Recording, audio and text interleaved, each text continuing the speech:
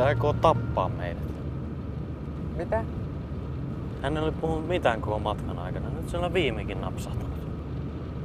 Hän pyysi meiltä vaan palvelusta. Sinä kaikki. Voimme lähteä milloin haluamme. Katso vaikka.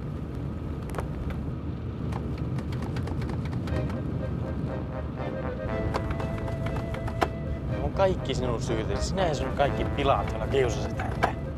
Ne olivat harmittomia piloja. Ajattelivat nostamaan paineensietokykyä.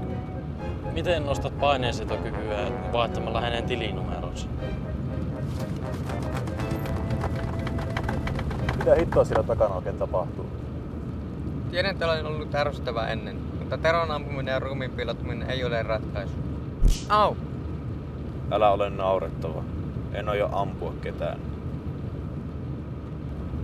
Hän ei sanonut mitään puukottamisesta.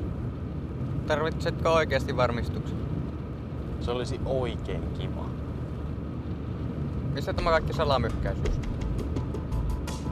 Se mitä olemme tekemässä nytten ei ole virallista poliisiasiaa, eikä minun oikeuteni oikein päde.